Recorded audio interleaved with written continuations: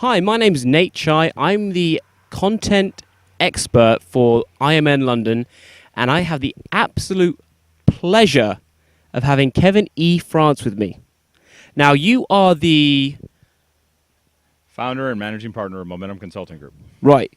Now, your career up to starting Momentum Consulting Group has been fairly illustrious. Could you just give us some of the highlights? Yeah, well, thanks, Nate. I don't know about illustrious, but it's certainly been pretty fascinating and pretty. It's been a great journey. After I got out of college, I was charged to build a sales division, and I thought, I don't know anything about building a sales division. I was a young kid out of college, and so I built a sales division and a group of people in the southwestern part of the United States, and I was with this company a couple years, and we, things just came together. I had really good teams, and we did things differently than our competitors, and we were a little bit disruptive. Even this is 30 years ago, about 35 years ago, and that led me to another company. And I've been really blessed in my careers because people have sought me out, which is nice, a position I guess to be in. And that led me to another career that worked for a cookie company. And I'm thinking of all the things working for a cookie company. And I look back as a grown-up, I'm thinking the silly things we sell. But so I worked for a cookie company, and they wanted me to, reorganize their division in the southwest part of the United States. And that led to growing that. And then soon I found out that we didn't have really a national accounts or federal government presence, and so I started selling to the federal government, and I started going after what we call the big boxes in the United States, so Walmart and Sam's and Costco and companies like that, and at the time Kmart was involved, and then big national retailers, and so I created their national accounts division, and then took that from $0 to $330 million. Wow. And then from there, another company contacted me, a Fortune 50 company, that wanted me to expand their healthcare division. And I knew nothing about healthcare, nothing at all. But I did know about building sales organizations by that point. And so I really just kind of entrenched myself, learned the healthcare marketplace in the United States, and took that from $84 million to nearly $700 million. And just to interrupt you there, these numbers are incredible. And now you started your own consultancy group, Momentum, and you work with, what was your number? Was it just under a third of just under a third of the Fortune 500, yeah. And I'm one shy. And so not a third, I can't say a third, but but we also work with small and medium-sized businesses as well, so it's just not them. Thanks for sharing your history. Now I gotta know, you've built sales divisions from tiny figures to quite gargantuan numbers. Now, I've had the privilege of spending about 4 days with Kevin and hearing all of the great things he has to say, but one of the things that blew me away the most was your technique for getting customers to really engage with you.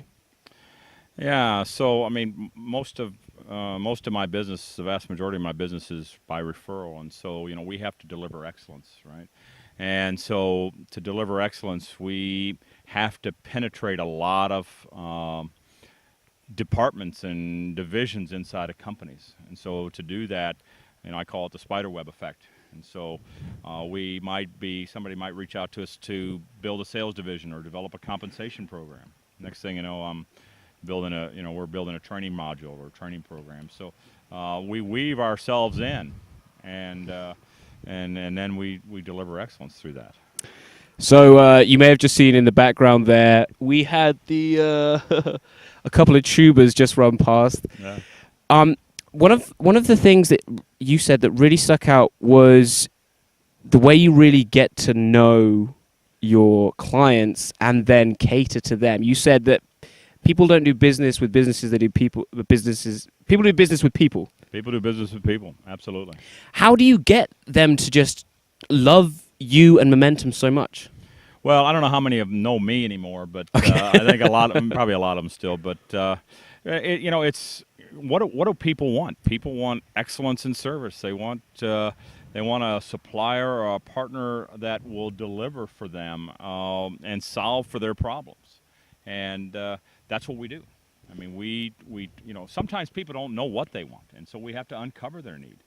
And what they think they want is not at all what we solve for through our discovery process. And so it really kind of enlightens them. And so, we're not going to go after somebody's business or, take somebody's money just because they want want something that they don't need, because that's not going to do us well in the long run.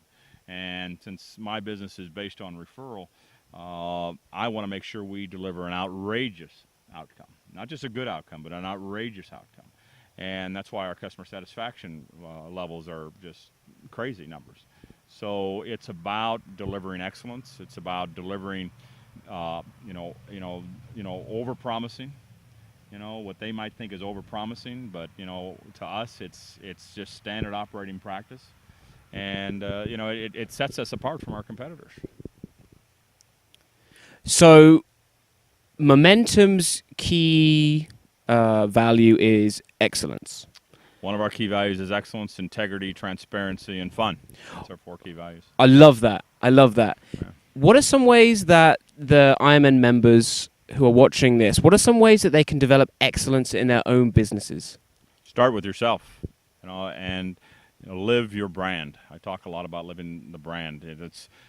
We've been at this 4-day retreat. I've been outside my comfort zone a lot, because normally I don't wear jeans, which unless I'm just really casual at home. I'm always in a suit and tie, so my people see me. You're seeing me actually in a different light without a tie on and a suit. So, but you have to live your brand, and you have to be an extension of your product and your services. People have to see you in a way that they want to do business with you. You have to be inviting to them. You can't have arrogance. You have to be humble. These are all my opinions, of course, but I think there are things that you have to be as a magnet, to people to say, hey, I need to do business with this company, whatever that company is, and by delivering excellence and making sure that you go that extra mile to push to exceed expectations. Could you give us an example of what it means to live your brand? Yeah. So I mean, if as an example, I mean, if you're always late for something.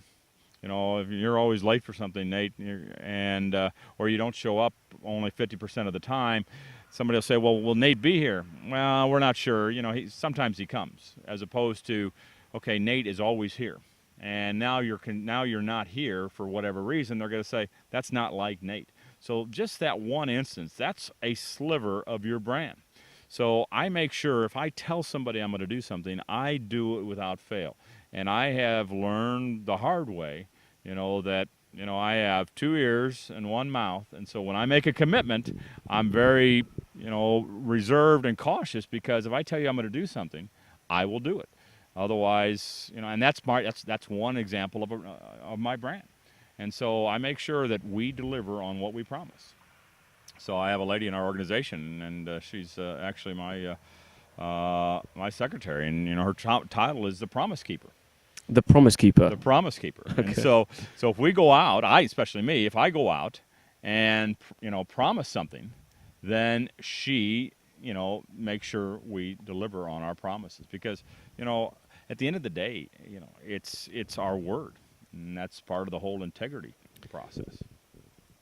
Thank you so much for your time, Kevin. You're welcome. It's a pleasure.